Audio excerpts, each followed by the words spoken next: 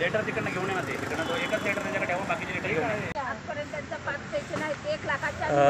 आपण कोणत्या मागण्यांसाठी या ठिकाणी आता आंदोलन करीत आहात? आम्ही दिव्यांग ह्युमन राईट फेडरेशनच्या वतीने, मी प्राध्यापक भरत जाधव, आम्ही ठाणे महानगरपालिकेला जे काही आंदोलन, आज जे काही साखळी उपोषण आहे, आंदोलन आहे, हे यासाठी आहे की दिव्यांगाचा कायद्याप्रमाणे 2016च्या कायद्याप्रमाणे जो काही 2023 आणि 24 मार्चमध्ये त्यांचे 5% जो निधी असतो तो राखीव असतो, तो घटनेने दिलेला आहे, राज्यघटनेने दिलेला आहे आणि त्या कायद्याप्रमाणे तो मार्च महिन्यामध्ये एंडिंगला त्यांच्या अकाउंटला जमा करायचा असतो। दरवर्षी हा जमा केला जात होता, परंतु मार्च महिना होऊन आता 6 महिने झाले, 4 महिने झाले, तरीसुद्धा दिव्यांगांच्या अकाउंटमध्ये, ज्येष्ठ नागरिकांच्या, विधवा महिलांच्या अकाउंटमध्ये जो काही राखीव निधी आहे तो जमा झालेला नाही। याला जबाबदार कोण असेल? याला जबाबदार महानगरपालिका आहे, महानगरपालिकेला प्रशासन आहे। आम्ही 3 वेळा यांना निवेदन दिलेलं आहे।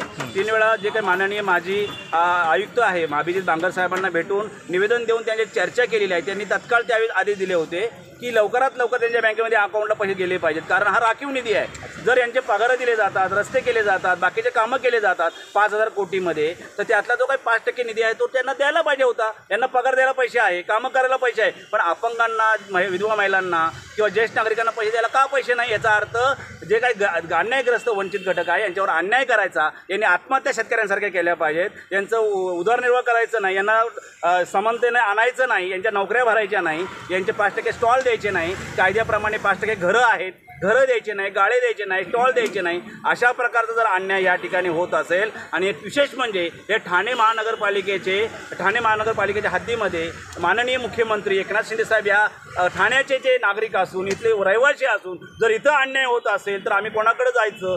आमचाच बाप जर आम्हाला आमच्याकडे लक्ष देत नसेल तर आम्ही एकनाथ शिंदे साहेबांना पण लेटर दिलेलं आहे। त्यांना पण आम्ही विनंती करतो की तुमच्या कुटुंबातले जे ठाणे शहर आहे तिथे जे कायद्याचं पल्लीमिल्ली केलं जातं आहे, प्रशासन यावर लक्ष देत नाही, यांच्यावर सखोल चौकशी करून गुन्हे दाखल करावे आणि लवकरात लवकर जो राखीव निधी आहे त्याच्या बँक अकाउंटमध्ये तात्काळ द्यावा अशी विनंती करतो। नाहीतर पुढच्या आठवड्यामध्ये आम्ही आमरण उपोषण, सगळे महिला, विधवा महिला, ज्येष्ठ नागरिक आणि दिव्यांग जेवढे आहेत तेवढ्यांच्या वतीने पुढच्या आठवड्यापासून ठाण्यामध्ये न भूतो न भविष्यत असं आंदोलन केलं जाईल आमरण उपोषणाचं। सर्वसाधारण किती लाभार्थी असतील, त्याची संख्या काय? दिव्यांगाची साधारणतः दिव्यांगाची संख्या ही ठाणे महानगरपालिकेत जवळजवळ 11,000च्या वरती गेलेली आहे।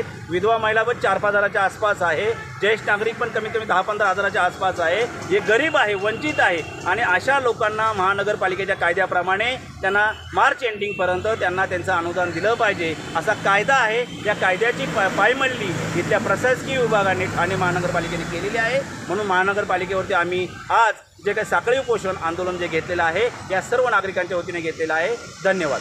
चर्चेला आपल्याला बोलवलं आहे? हा, बोलवलेलं आहे, चर्चेला बोलवलेलं आहे। माननीय पोलीस यंत्रणा साहेबांनी आम्हाला सहकार्य केलेलं आहे आणि पोलीस यंत्रणा साहेबांनी आम्हाला चर्चेचं आमंत्रण घेऊन त्यांना भेटायला आम्ही आता लगेच तात्काळ जाणार आहोत आणि ते आमची भेट घडून आणणार आहे। म्हणून त्यांचं मनापासून धन्यवाद, कारण आम्ही पोलीस प्रशासनाचं मनापासून धन्यवाद देतो, कारण तुम्ही पण आमचे आईबाप आहात। कारण आम्हाला संरक्षण नसेल तर शेवटी संरक्षण अन्न पण लागतं, कोणी मारत असतं त्याला पण संरक्षण पाहिजे, पण आमचं अन्नच नाही म्हणून आम्हाला हे करावं लागतं। ना तेवढ्या पावसामध्ये सगळी मुंबई जाम झाली, महाराष्ट्र जाम झाला, तरी तुम्ही बघताय तरी आमचे लोक आलेले आहेत। म्हणून आमचं असं म्हणणं आहे की तुम्ही आमचे मायबाप आहात, की आमच्या ज्या विचारांचा कायद्याचं उल्लंघन होऊ नये एवढीच फक्त विनंती आम्ही शासनाला आणि महाराष्ट्र शासनाला करत आहोत। थँक्यू, धन्यवाद।